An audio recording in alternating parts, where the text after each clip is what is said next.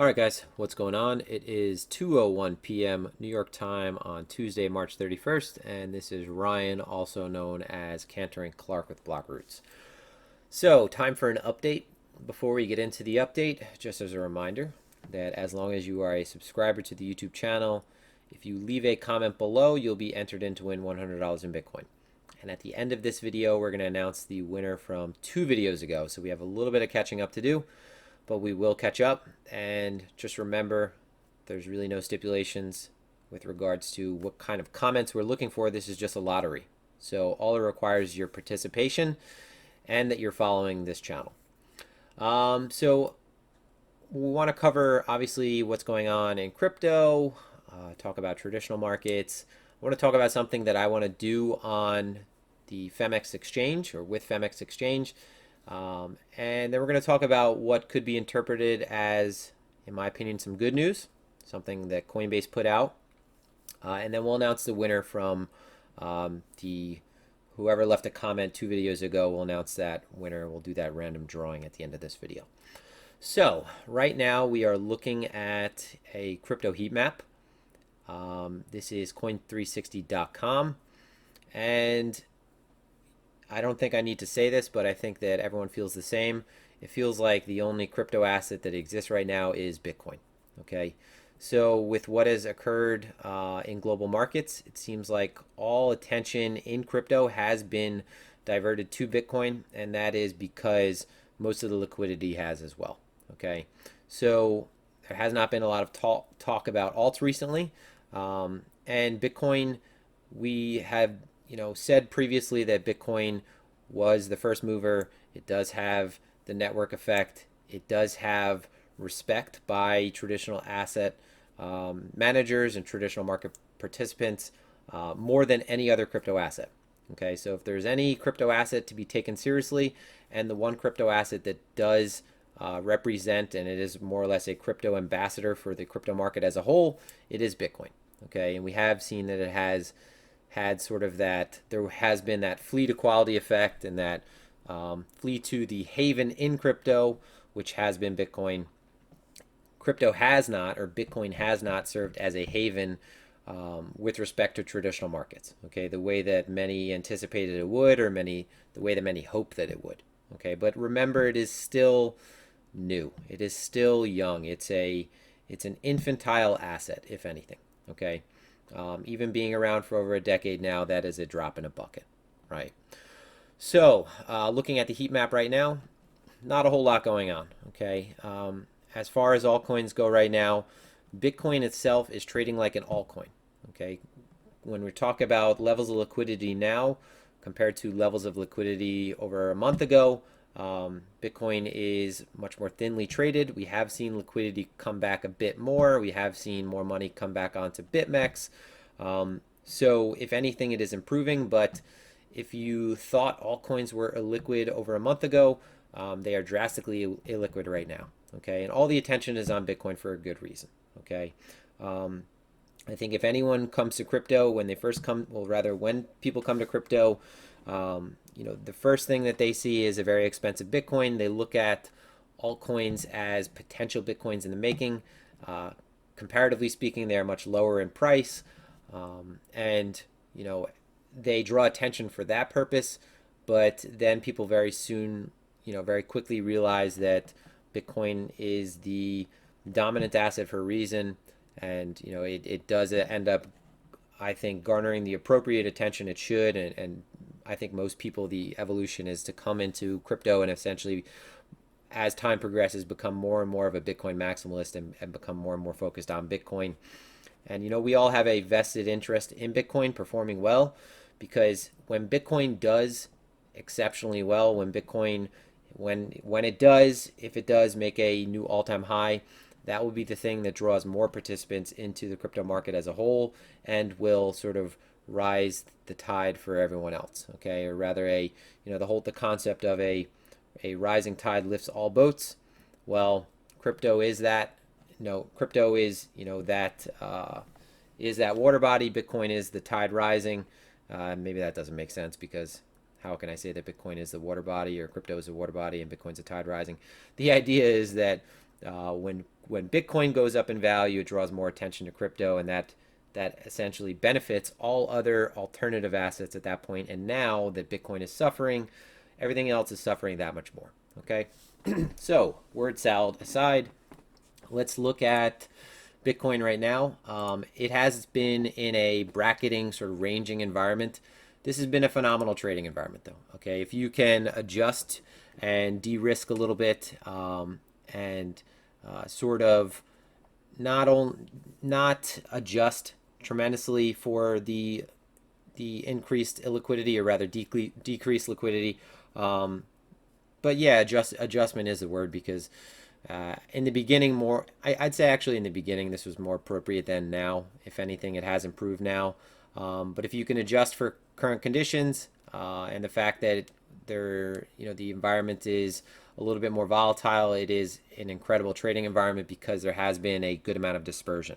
All right, so at these lower prices, at these lower levels of liquidity, there has been more movement, right? So in percentage terms, we are getting some really nice returns, even on what would be considered, I guess, smaller plays in different environments. Okay, so right now, if we're just looking at from the low of, actually let's redo that from my composites. So from the value area low to value area high of the first composite range, 23%, and then to this upper range composite, 10%, and then within these, obviously these smaller ranges, we're looking at 5 to 6%. So it's been actually a phenomenal trading environment. If you are accepting that we are ranging now, and you've anticipated that we would be ranging rather than assuming we would just begin trending again. Okay, so after a major move like this, the market's going to consolidate. It's going to form some type of base before obviously resolving either back to the upside or further to the downside. Okay, so Bitcoin has been moving pretty lock in step with the S&P 500. All right, and you could see that since the middle of January, although that correlation was negative at that time, and it is still far from being, a correlation of 1. It's very far from that. It's 0.15 right now. The correlation has been trending towards being stronger than weaker. All right, in a positive fashion. So what we have seen on lower time frames is that when the S&P 500 is performing positively, Bitcoin will respond positively shortly thereafter, and when the S&P 500, or if we're looking at futures, the ES has been moving to the downside, for example, that shortly thereafter Bitcoin has been following. Okay, and sometimes this lag has been only 15 seconds. All right, now whether or not this is high frequency trading systems or algos that are spooling up and sort of trading these two like they're pairs, or whether this has been sort of like this self-fulfilling feedback loop, remains to be seen, right? I mean, I think that what it is now that the relationship has been acknowledged, that it is just the masses acting on the S&P behaving a certain way, and when they see the S&P or the ES performing positively, depending on whether it's during market hours or after, when they see that, they are buying or selling Bitcoin based on that. So they are essentially creating this relationship, which nevertheless, whether or not, and I said this, it doesn't really matter why it's occurring. The fact that it is existing does make it actionable. All right. So there's been two really good opportunities in the last few days. Okay. One of the opportunities that we talked about setting up, and we talked about this on Blockroots platform, was from this period right here. Okay. We had a period of 4 days where back-to-back days had value areas that were inside the previous day. So we had a really balanced range forming. And when you have a really balanced range forming and you have a compression of volatility, you set up for that break from balance trade. Okay, so break from balance trade, what you're looking for is essentially one side you're looking for one side of the market to gain strength and acceptance outside of the range, and ultimately you're looking at the next sticky area as your target. And in this case, we were looking at a break of 65.50 leading to a test of 62. Again, this is a ranging environment, so you have to consider the next area of friction or stickiness as being a take profit. You cannot just in this type of environment extrapolate from one extreme to the other. All right. It is a highly volatile environment. It's a ranging environment, so you have to think about your target always. Okay, it's not a trending environment where you're just going to be trying to ride the trend and you're not assuming any target. So that was the first trade setup that we talked about. Okay, that has occurred successfully. And then down here, all right, we did a live stream the other day on the Blockroots platform. We talked about why this short opportunity, this breakdown from here did not look attractive. And it was because we were going to be coming in contact with this upper range composite value area low, which would be 5,800, 5,850. And this would likely lead to an area where many would be caught off sides on the wrong side of the market, assuming that this would break further down. Okay, so what you had down here in this case was traders anticipating further downside, okay, or follow through and getting caught off sides and being pressured. And when one side of the market leans on one side that is off sides, you get a squeeze in the opposite direction. So this setup, you can actually see what occurred down here when you're looking at a 30-minute chart.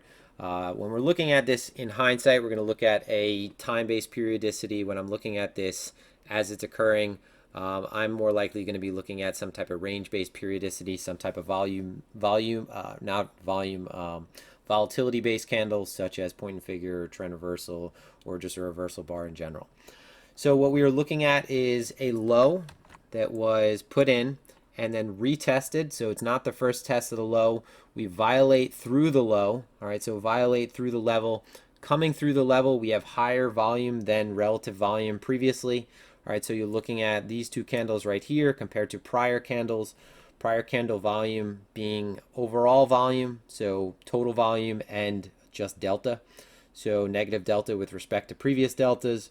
Okay, we're looking for that low to break, and hopefully you would have more of a distribution that would occur below this low. So ideally you would want to see that there is the bulk of the volume that took place below the low. But if anything, what you see in this candle is an immediate sign of participation change. So you had the overall increase in volume through the level, and then immediately you see a change in participation. On the right side of this candle, you see that the offers are being aggressively lifted, and the shift of participation follows through, and immediately the market is trading back above a previous area that was aggressively sold, and this sets up for your imbalance in the opposite direction. Okay, so market wasn't really balanced over here. Okay, was slanted towards further downside. Traders aggressively selling this. Now the market trades back above this level. You have an aggressive shift in participation. Way more traders lifting the offer than hitting into the bid. And all of this volume that occurred in anticipation of further downside, and this is new business because you're looking at open interest as well. So open interest going up as this aggressive selling is occurring. All right, what happens when you trade back above this level? Well, all of these traders that were aggressively selling in anticipation of further breakdown are caught off sides, and ultimately this leads to a move back up.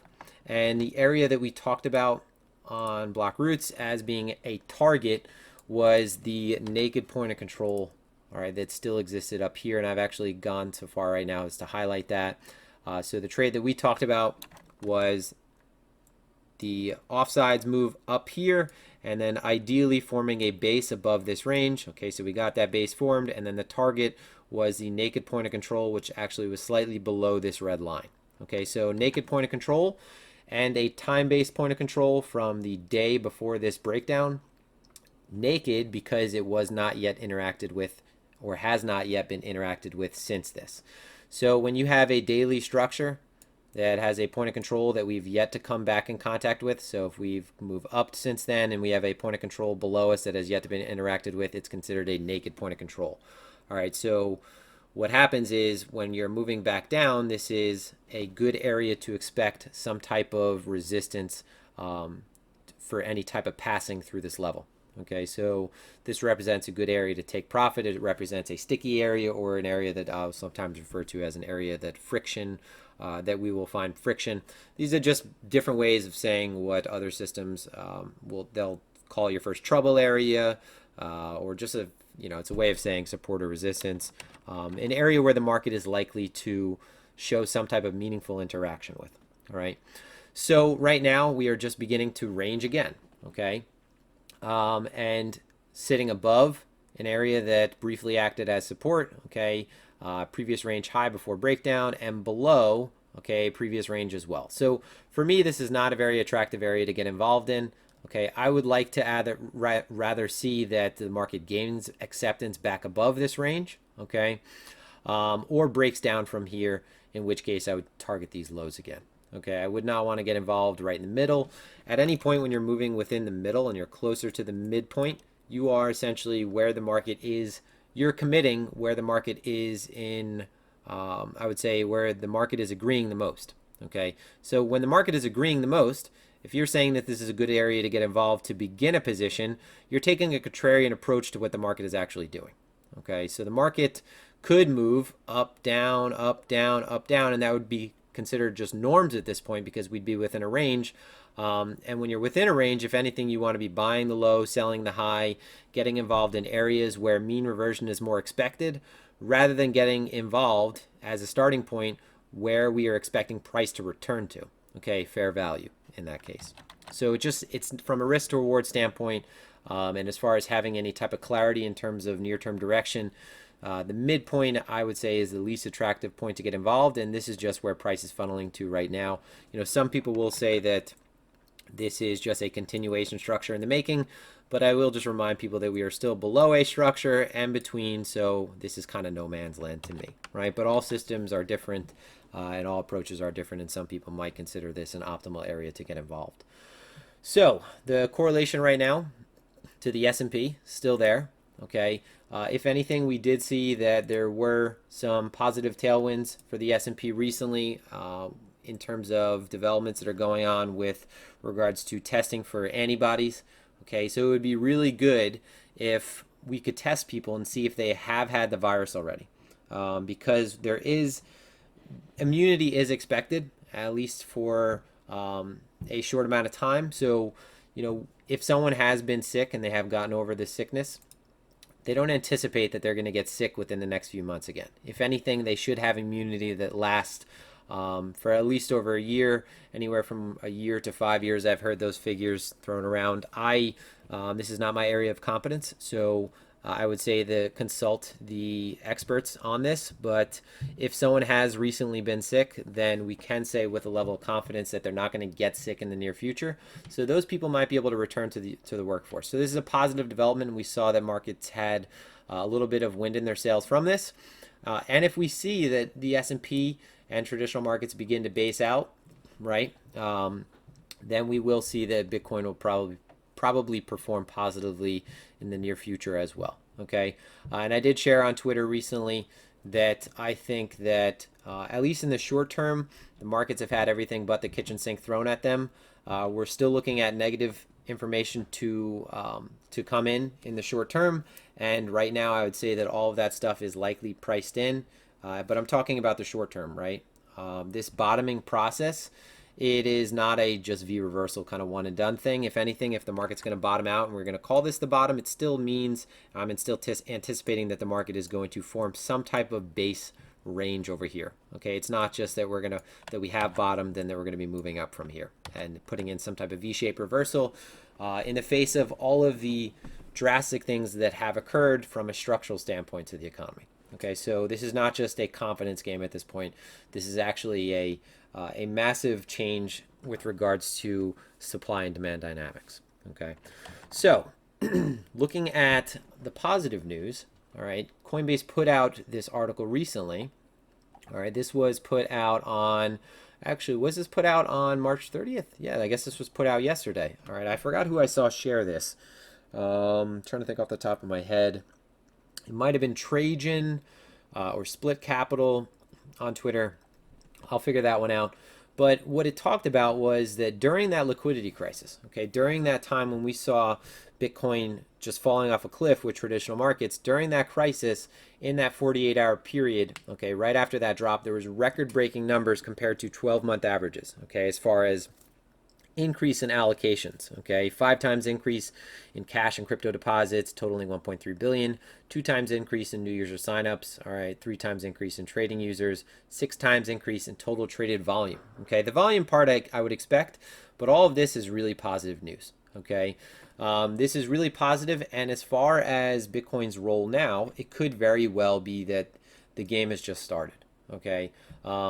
In terms of inflation that is likely to occur, in terms of where the market is likely to be in the next 6 months to 12 months, it could very well be that Bitcoin is just early, as we've said many times before, that it did suffer due to reasons that had to do with over leveraging. Okay, reasons had to do with asset managers de-risking, but now, if anything, maybe this organic attention and allocations that we're seeing are going to lead towards that end result that we are all on the same side of, right? On the side of Bitcoin acting as sort of this uncorrelated perfect call option, or whether or not you want to say it's a call option or a put option on the traditional economy, or rather traditional markets, or a hedge rather, excuse me, serving as a perfect hedge or store of value. If anything, maybe it's just beginning to get those wheels turning.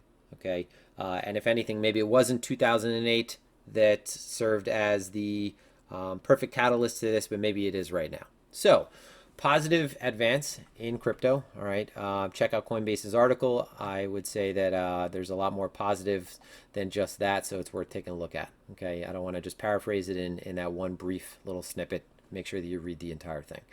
So one thing that I want to do, okay, we've been working with Phemex now for a little while, and right now I think that it is the best derivatives platform out there. The fact that they're going to be offering traditional assets in a time like this is, I think that it just puts it a leg up compared to the competition. And then from a tech standpoint, one, you have the team, okay, the 8 ex-Morgan Stanley employees. And these are not just Morgan Stanley wealth managers, right? These are people that had a really important role as far as building trading systems and algorithms, all right, for traditional markets. Okay, so these people have the resume and the pedigree. 300,000 transactions per second. As far as a matching engine goes, you can't beat that.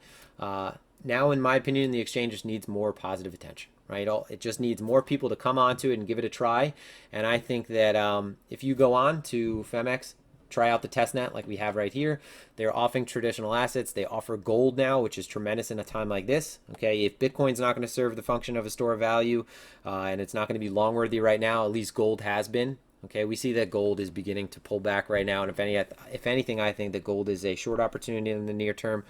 But what I want to do is I want to put on a live stream where we cover every single feature of this platform, and so we're going to schedule that. We're going to cover every single feature, how to use these tools that they offer. Okay, I think that a lot of people that are trading on derivatives platforms across all of cryptocurrency don't really have a complete understanding. If anything, they have a really tenuous grasp on certain aspects of that are afforded by these exchanges. Okay, Phemex not obviously being the only derivatives platform, but how to use these tools effectively, how to use them to your advantage. Okay, people just need to understand what funding is, for example, so we want to cover that. So we're going to schedule a live stream where you guys can sign up, and it'll basically be a classroom setting. If you have any questions, I want to make sure to cover these and address all of them so that you, as a person operating the machinery, have a complete understanding as far as what you're doing, right?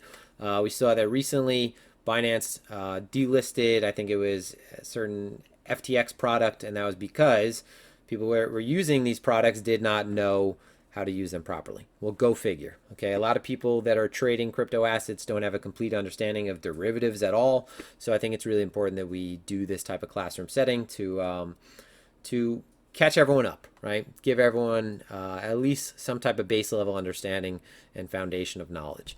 So I want to do that, and we'll schedule that, and I will post that. Josh will post that. We'll post that on Phemex's page as well. And I think that pretty much covers it. So, right now the market is ranging, okay? S&P 26, all right? Bitcoin right now is at 64, 67.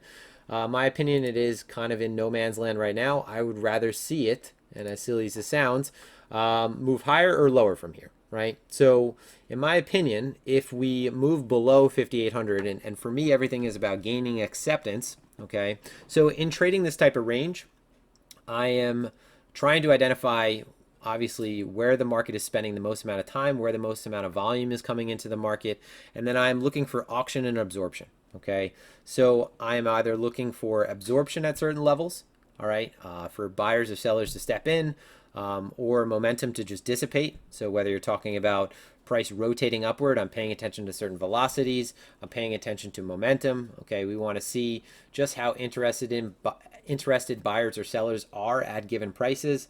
And then we're looking for either absorption at those levels. Okay, you could look at something like delta divergences, or we're looking at acceptance through levels as well. Okay, so if we're not getting absorption and we're seeing price pass through certain levels, we want to look for acceptance at those levels. And for me, what that means, and for most people, what that means is that as we pass through a level, it's not just that it's confirmed based from a closing basis, like time closing, price closing through there based on a half hour or the 15-minute or the 4 hour, but we want to see that it brings more involvement in. Okay, so we want to see participation increase, and what that means is we want to see volume increase. So what I want to see is that if we're trading above this range again or back within this range, that it's being supported by buyers at this point. Because if we see that price trades back up to the high of this range and we don't have support through delta, we don't have support through volume, well then I'm probably going to be fading this if I get the chance. The same thing can be said down here. If we rotate back down towards this low, that's going to be the third time we're testing this low.